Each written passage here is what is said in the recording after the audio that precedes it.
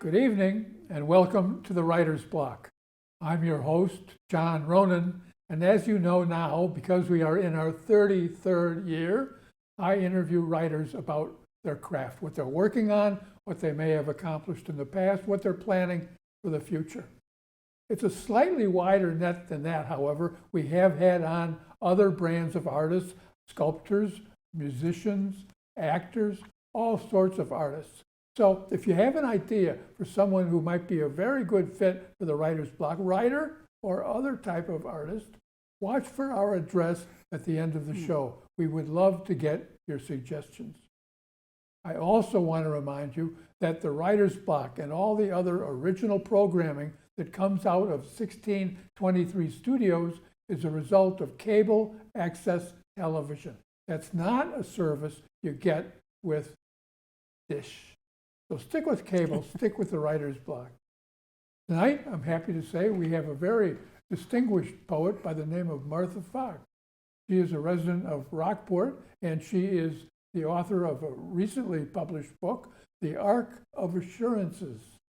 Welcome to the show, Martha. Thank you for inviting me, John. Glad to greet a Rockporter here who's come out with a very, very, very accomplished book. I loved Ark of Assurances. Thank you very much. I'm a big fan of yours, so that's especially meaningful to me. Thank you. Thank you very much. We're going to show this cover during the show and plug the daylights out of it. Wonderful. Before we get to the book, I want to ask you something about your background. Where are you from originally, Martha? Well, I'm almost a Rockporter from the cradle. I was born in Boston, but grew up in Pigeon Cove. And from the time I was an infant till about first grade when my family moved back to Cambridge. So I remember the Pigeon Cove School. Oh, you do? I remember it well. We had the girls' door and the boys' door, and we all filed out dutifully by gender, and then we all mingled on the playground to play together. Every time I pass that place, which is now condos, I think about the girls' door and the boys' door, and going home for lunch. So you remember all that clearly? I do. And that's, you left when you were 6 or so? Went back to Boston? Right, yes. 6 or so? Yep, grew up in Cambridge, went to school there, and college at Emerson College. We were in the first, my cohort and I were the first class that took advantage of a BA in writing at the time, and then went on to some grad school experiences. Where did you go to grad school? I was very fortunate. I went to Iowa, the Iowa workshop in poetry. You really got out of town. I did, and then much to my family's dismay, I fell in love and followed my prose workshop love to Los Angeles after the first year. So I finished my MFA at the University of California at Irvine. And you mentioned your time in California in a couple of the poems. I do. It was very memorable, those 6 years. So when did you get back to Rockport? I'm so happy. I kind of traveled around the world and back to Rockport. After Los Angeles, my husband and I were married and went to Tokyo to live, where we lived for about 4 years in Tokyo. Whoa. And our son was born there. And then after he was born, we decided it would be nice for grandparents to see their grandchild. And so we moved back to Rockport. My grandmother had died and left the cottage that she lived in, a little cottage up on Pasture Road. It was called Selectman's Hill at the time because Ann Fisk and Priscilla Garlick and some others were active in town government. We moved in and built our own house there of my grandmother's little hen house. And it's now our family your house. Husband and son, and your son. Yes. Does he have dual citizenship? Is he Japanese American? No, I'm quite disappointed, but the Japanese don't really want people of dual citizenship. So we had to run, not walk, to the American embassy after he was born to register him as a U.S. citizen only. Well, some of these very heterogeneous, or not heterogeneous, what's the word I want? Homogeneous societies have tricky little rules about protecting They that. do. Yeah. So we're glad that you're back in Rockport, where you were a member of the Rockport Poet Group, Yes, and several of whom have been on my show yes, representing your group. that's right. That's right. You were gracious to have Cape Ann Poets. It's a group called Cape Ann Poets, Yes. and they've been together for about 20 years. I joined them earlier on, but I was still working and couldn't really follow through and invest the way I needed to. But now I've been back with them for about 6 years. And you came out with the book Tide Lines. Yes, we did. Which We have was, an anthology. Very fine anthology. Thank you. We're pleased with What was your work, by the way? I have been a teacher and administrator in a school in Manchester, the Brookwood School. Before that, at Glen Urquhart School. And at Brookwood, I had a wonderful opportunity. I was given the privilege of being the director of the Dodge Writing Center there. And the school was really differentiating itself by having a huge focus on writing. And that was my love. I'd been a National Endowment for the Arts poet in the schools in California at Hollywood High, nonetheless. Hollywood High. So Brookwood was quite a shift from that, but I loved my work there, and I was there for, 27, 28 years.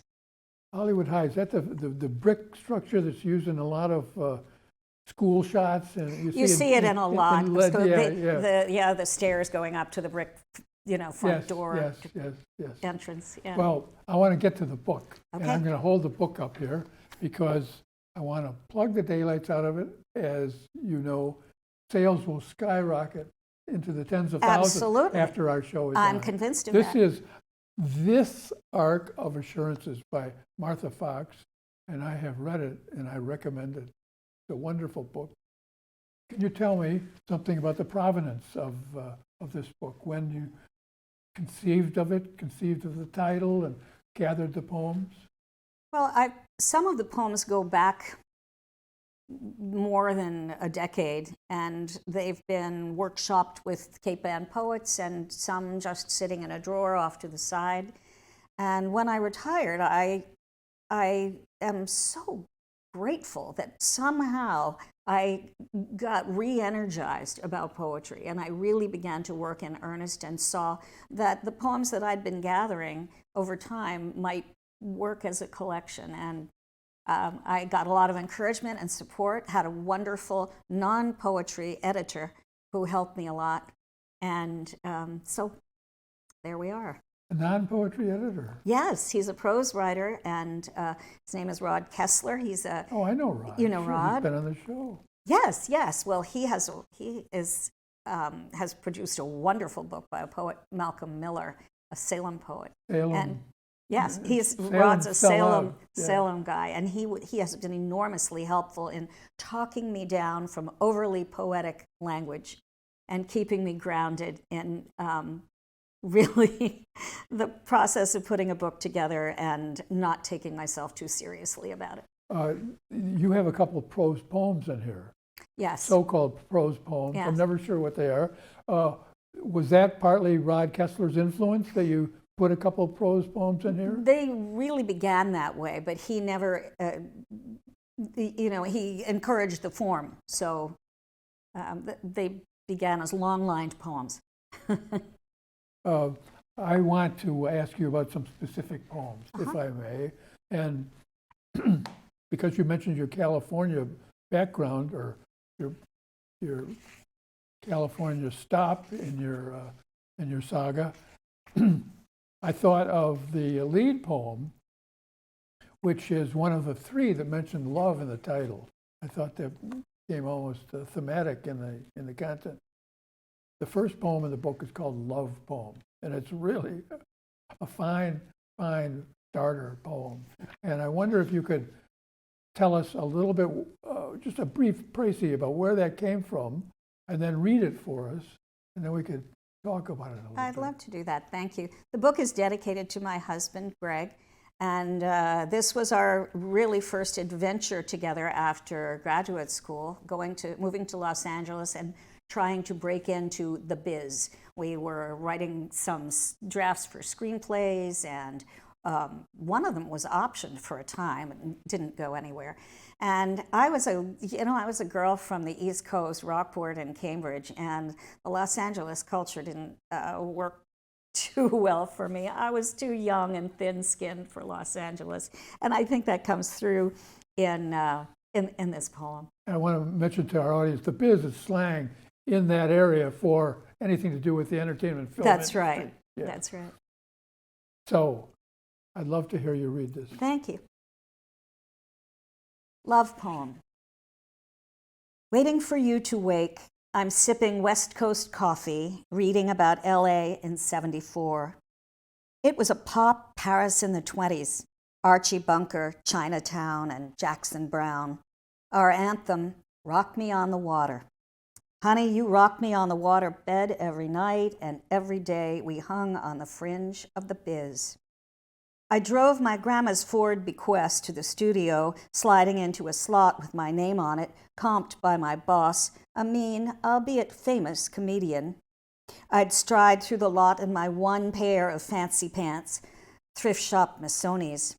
Gaffers and gophers looked.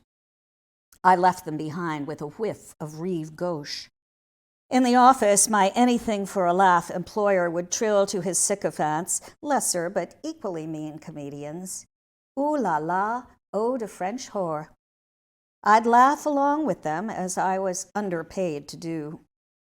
At night, I yanked the darts from my feckless heart while we slugged Jug Almaden in front of the TV, binging Patty Hearst. I was transfixed by my almost age mate, both of us girls feigning grown-up, living in sin with bespectacled preppies, both lost as the linear narrative of our family's expectations. Kidnapped. A blur of years before, my own captor, a manic just back from Nam but not back from trauma, needing a girl to save him, he grabbed me on my way to the early shift. Raving about Zippo raids, he drove me around Cambridge for an eon of hours, a knife on his thigh, until I promised to meet him for dinner. I love you, but I need to change my dress, I reasoned. He dropped me off at home. Later I wailed, I lied, when cops popped out of an azalea cloud to cuff him. I did as Patty said, accommodate my thoughts to his. After 58 days of rape, harangue, and closet, Patty grabbed a semi-automatic and a nom de guerre and shot a storefront up. She covered the comrades. The jury scoffed, could not believe what put guns in her hand, slogans in her throat, was terror. Only when the verdict came down did I tell my own catch and release drama to you. Your eyes filled. You called me brave for saving my own life. You said the same thing 40 years later when I drifted back from anesthesia, having whispered to the surgeon fixing to carve a notch in my breast, take everything, I only want to live. Oh, what people do to save their lives. We conspire, con and crush, tell and fall for big lies, some for the kingdom and the power and the glory, but most just for the breathing. I thought of Patty once since her pardon, when her Bulldogs won double at Westminster. Sitting here this morning, I consider what I won, decades of one more days, and what I've done for each of those, for the sun and the sparrows, and waiting for you to wake and kiss me. I will stop at nothing. That is wonderful, Martha. That's a wonderful, wonderful poem. And I love the title. It's plain, short, brief, but summative love poem. It's exactly what it is. And it's, I think it's very, very strong. For me, because I'm old enough to remember all these references, it also is very kind of nostalgic, news nostalgic, as it were. I want to point out one line. I've got this checked off. I love what you do with sound. At night, I yanked the darts from my feckless heart. That's a wonderful line, among many other wonderful lines in this. Can you tell me about how the process of composing this poem worked for you? That's a really great question. This poem came rather rapidly to me, the first draft. I had been reading, I'd been thinking a lot, listening to old music, listening to Jackson Browne, and just kind of reminiscing about our time in California. We still have friends there, and we're in touch with them. And we were sort of doing a, walk down memory lane about the days back in the day. And so I just started writing. I actually thought I might be writing a prose kind of a little memoir piece. And then as I worked and revised, I wanted the poem not to be so narrative, to be as musical as it was narrative. And I focused said. my revision on that. Well said. With the flashback, speaking of the biz, this is much of a flashback, the body of the poem, but it works perfectly the way you work it into surviving and what we do to survive, and that mostly it's the breathing. And I love that understatement. It's absolutely true, absolutely true. Well, that's what I meant by the title Love Poem, really. And I hope people feel that sense. If they don't know about Patty Hearst, and they certainly don't know my husband, Greg, I hope they walk away from this poem thinking that it's a love poem for being alive. Yes, yes, yes, yes. I like this poem, I like your work, because I understand the references. And when I read hot, new pop poetry, I don't know what they're talking about often. You are accessible, you are profound at the same time, which I find those two qualities in poetry often separated. Someone might be profound, but marginally understandable, Yes. only marginally, or somebody might be understandable and accessible, but not be saying much. You do both. I think it's a wonderful, wonderful craft and profound theme. It's a rare match, and you've got it through the whole book, and you certainly have it in this poem. Thank you. Am I allowed to ask, what happened to that guy with a knife? Or is that? It was a very disappointing story. There were court trials. There were detectives testifying. I was called in to testify, of course, and there were mental health issues. So, I am not for punishing those who are not well. And that's how, as I remember, that's how the case was resolved. There were no harsh prison sentences. Good. And he didn't come back to haunt anybody. No. I assume. Good.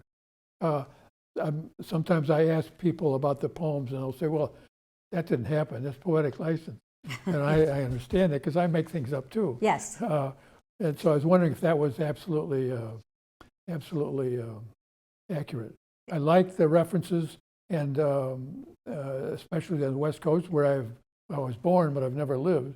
And I like the resonance of that.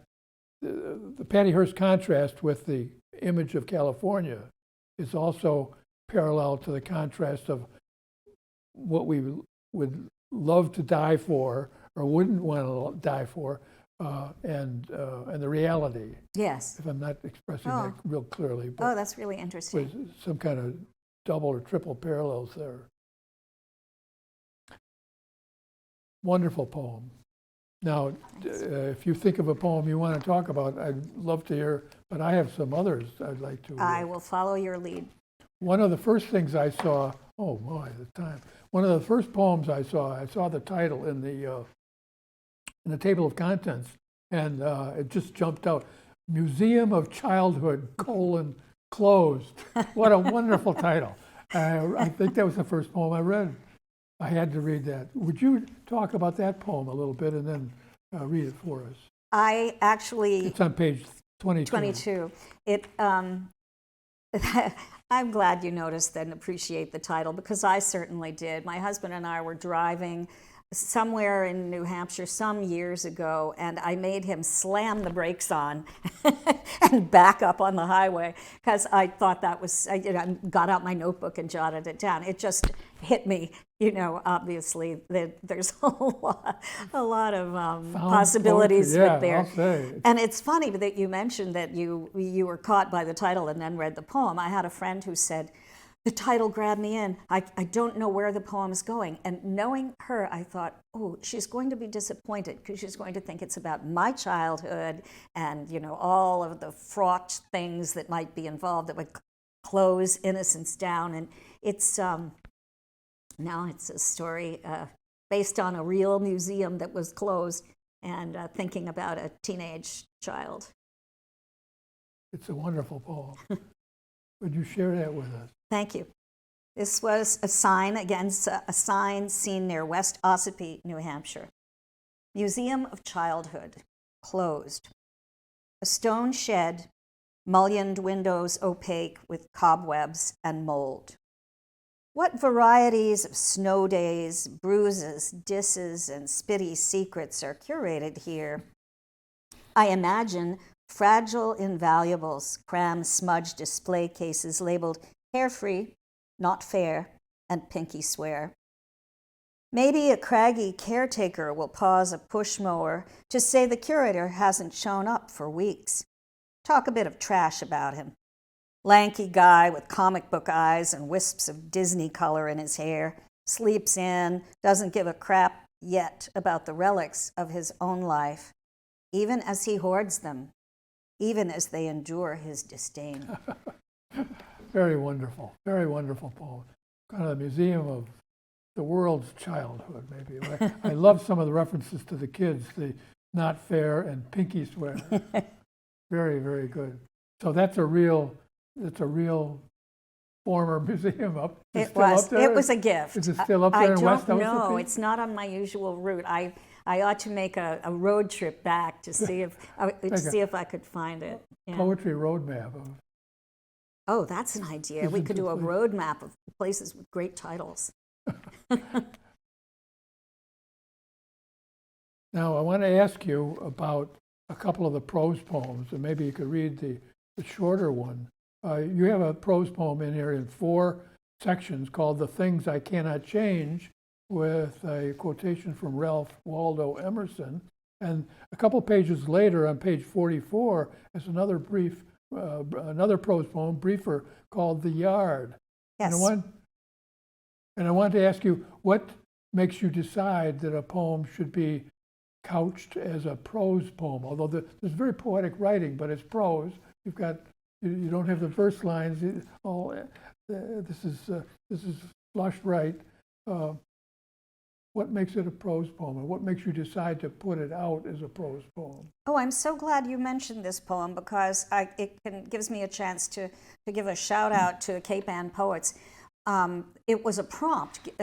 We take turns offering prompts for the group, and it was a prompt from poet Bob Whalen to write a haibun poem, which is a poem that is a prose poem section resting on a haiku shaped, if not syllabically to the letter, a haiku shape on the bottom. And I like, visually, I find it interesting. A terrible analogy is, but it almost looks like a TV monitor resting on a little, console or something, or a painting on an easel, pedestal or something. Yeah. So that's how that shape came to be. So would you read The Yard for us? Sure. And we'll follow along on page 44. Thank you. And this poem, I'm pleased that Grayson Books, who published my book, have nominated it for a Pushcart Prize. Oh, congratulations. So, thank you.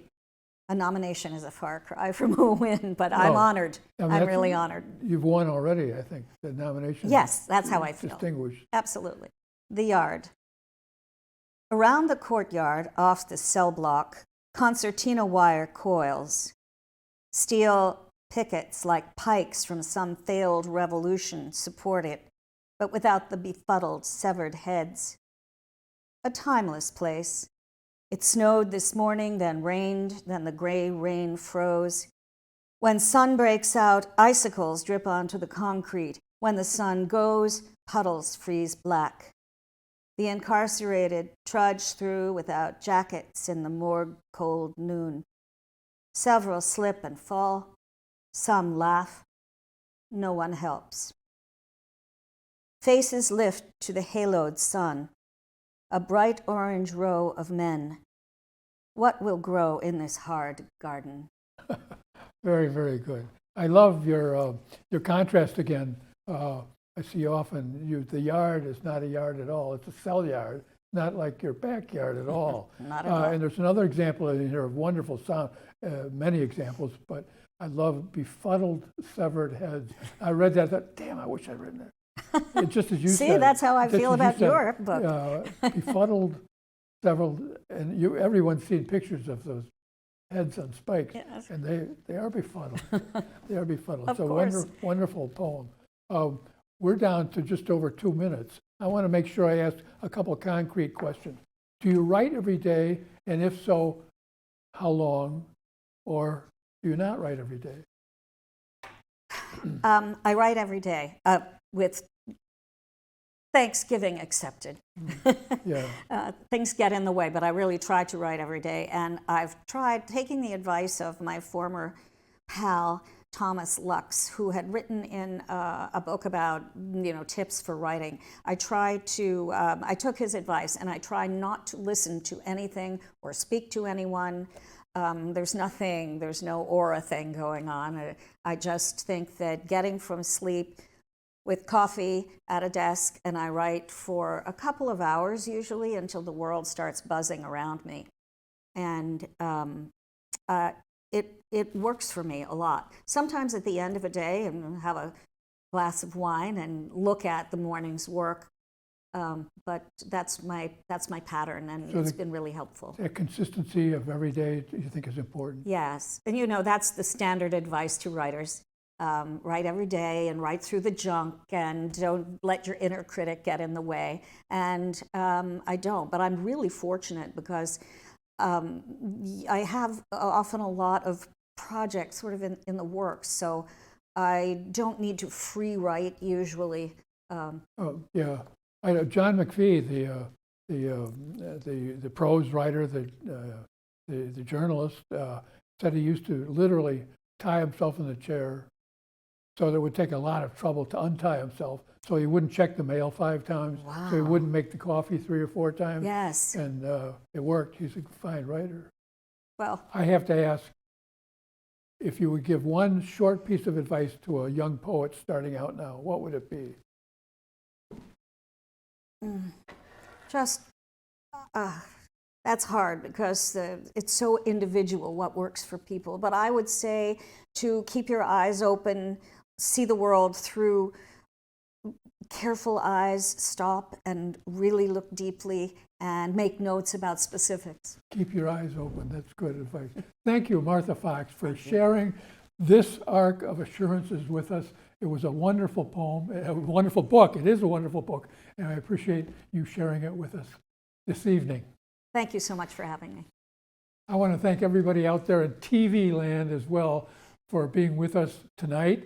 If you've learned something about the really wonderful poems of Martha Fox in her new book, This Arc of Assurances, then the Writer's Block has done its job.